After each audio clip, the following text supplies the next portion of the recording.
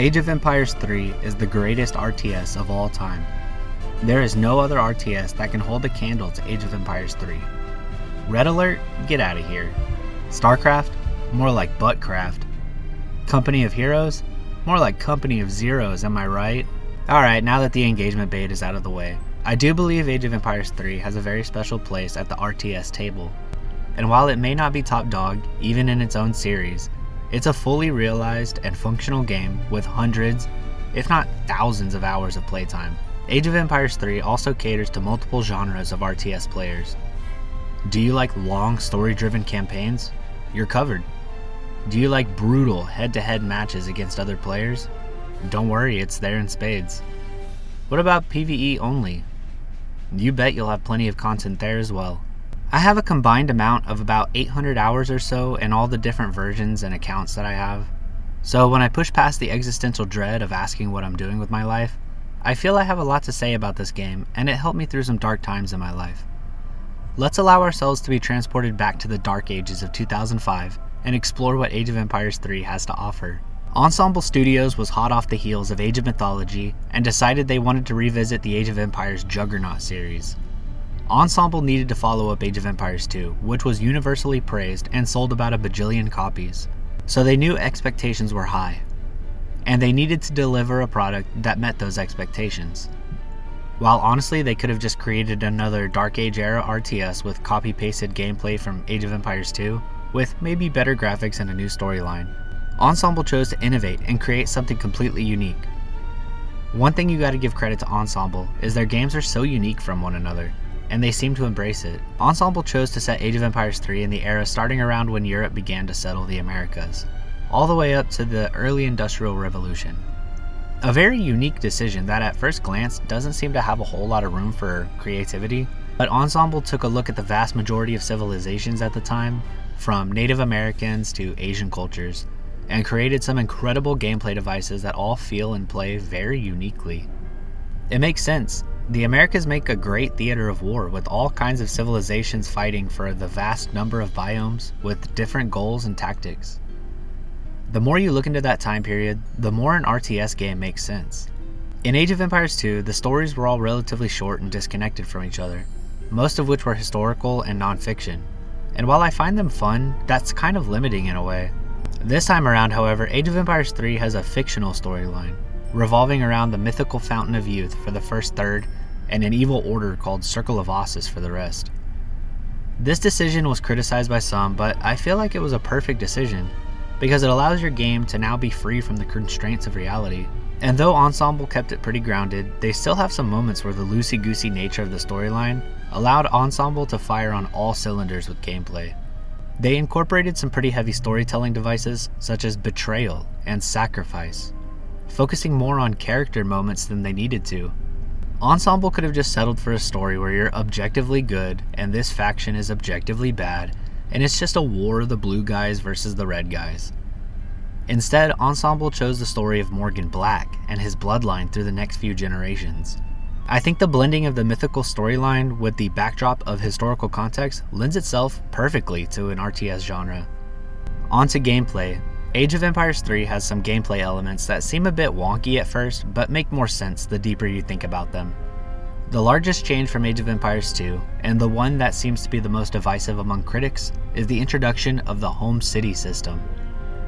After choosing your civilization, you are given a home city. When boiled down to the most basic of ideas, a home city acts as a progression system for each civ. As you gain mastery over a civ through play, you gain experience to use for your home city. This experience is traded for cards that you can add to a deck. Cards act as boons delivered through periodic shipments in-game. As I said previously, it's a little goofy, but the long and short of it, it allows individual players to create unique playstyles that separate themselves from other players during gameplay. Some of these shipments are downright useless, some are designed to be used in specific cases, and some are so powerful that you'll be kicked from PvP lobbies for not having them in your deck. For example, in PvE, every single civ I rolled with, I would have a card in my deck that would allow me to spawn a fort, an extremely powerful defensive structure that acted as an amazing beachhead if you could defend it long enough to finish building. Another basically mandatory card was the cards that allowed you to spawn factories. Completely autonomous structures that passively gave you any resource you desired, including some of the better cannon in the game if you so wished, for free. Since we're talking about structures, now's a good time to mention how good the buildings look and act in this game. Like most good RTS games, the idea is you gather resources to produce various units and structures towards a goal of completing an objective to win the game. Each civ has some variation on resource creating buildings, military buildings, and houses and churches. Some variations far separate the other civs from one another. For example, the Russians' barracks also has a built-in outpost, so they have an entirely unique look while still being recognizable for what they are, and their function serves a more offensive role than just simply putting them in your base and making units. You need to set them in a way that maximizes their offensive and defensive capabilities. Another good example is the British manors. Where most houses are built and provide an additional amount of population, the manors do that but also spawn a villager. Sounds cool, right? Well, let's pair it with the home city system we mentioned earlier. There is a card that makes manors cheaper and a card that delivers 700 wood. So with these two cards, you can spam manors in the second age to dramatically boost your economic early game, creating a snowball of domination that can lead you into other stronger strategies, if not just straight up victory. The buildings are also very fun to create interesting looking colonies. This might be kind of stupid to say out loud, but some of my favorite parts of this game is placing my buildings in ways that create a visually pleasing colony. Just a little facet that allows me to express my creativity when I should probably be focusing on helping my teammates. The units are also super dope, and that includes the boats and such. Every unit has their own little flair and touches that show Ensemble really took their time to deliver a superior product. The giant armies create an intimidating sight for anyone on the opposite team of you, and when having various mixed units such as artillery, cavalry, and infantry really just sells the feeling of being a military commander. One of the most charming aspects of this game is how every unit has a few voice-acted lines in the language of their respective civ. Some of them are pretty amusing. Anfallez! Tenez-leur! 攻击我每一个动作。 Je suis blessé! Je ne peux pas bouger! In the definitive version of the game, it's cool to see your military trample the earth behind it while they march towards the enemy's destruction, or their own death, knowing the only reward I'm going to give them is the ability to do it again. While we're on the subject of the definitive edition, it's basically the best way to play the game. It was developed by Tantalus Media and Forgotten Empires.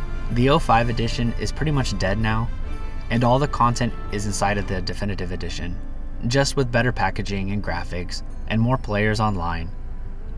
A quick word about the multiplayer. There are a ton of different game modes and maps to play.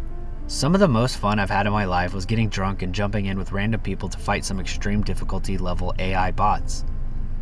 In fact, that's all I really liked to do back then. Even though I'm 2 years sober now, in revisiting the game I've stopped multiple times in this script just to go squish some bots, and it's still just as fun as I remember it.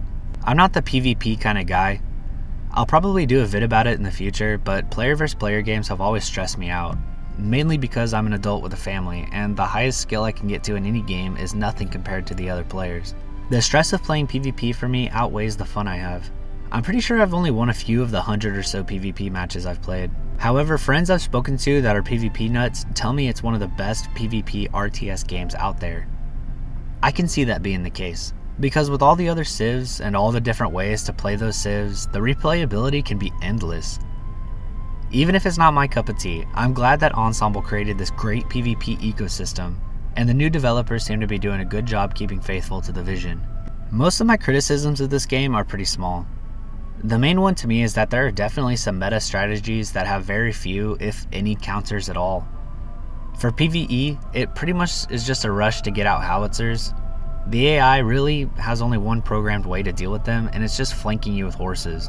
So if you escort them with your pikemen or your civ's anti-cavalry units, then basically all PvE is winnable, as long as you can survive long enough to get to that point.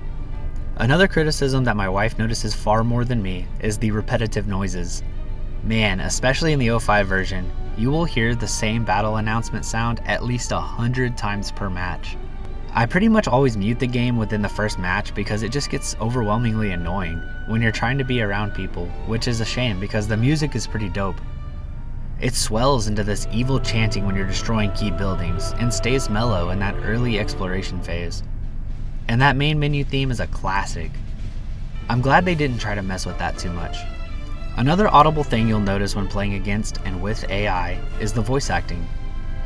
Even back in 05, they made sure to include dynamic banter that the leaders of the different factions will deliver when certain conditions are met. Like if one round you destroy an opponent and then have them on your team the next round, they'll say something along the lines of, "Wow, glad we're on the same side this time." And if they're low on resources, they'll beg you to give them some. I need money to expand my economy. Or tell you when they're attacking. I shall start an offensive at this point. Also, the opponents will taunt you if you send what they perceive as a small threat. A bold attempt, but you see my power. Or when you're delivering a beatdown, they'll often make remarks as to why they may not be winning currently. Gloat now, dog. Your time in the new world will not be long. My favorite is when Napoleon resigns. He blames it on the fact that he just didn't have enough time, and given the circumstance, he'll just allow you to win. I'm sure I'd be able to conquer you if we only fought a little longer. But in the interest of saving time, I hereby offer to quit in your favor. Is that acceptable? One last thing that's kind of disappointing is the community is pretty small now, especially with the release of Age of Empires 4. Good thing is this game is often at a steep discount.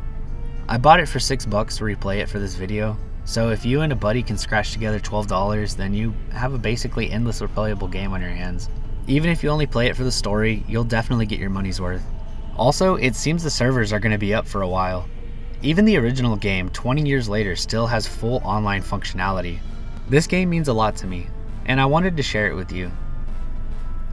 There's a wonderful storyline and AI skirmishes that can be played completely solo if you're that kind of player, and there's a sarcastic amount of multiplayer content. If you want an easy 30-minute session, then just 1v1 a bot, or drag it out with 4 extreme opponents. Any type of play you want is here. If you're unsure if you like RTS games, then the cheap price tag should be enough to get you in the door and see if you like them. As always, I've been Roburn. Don't forget to like and subscribe for more. Whoever put you in charge should have his head examined. Such skill. It is enough to make a girl proud.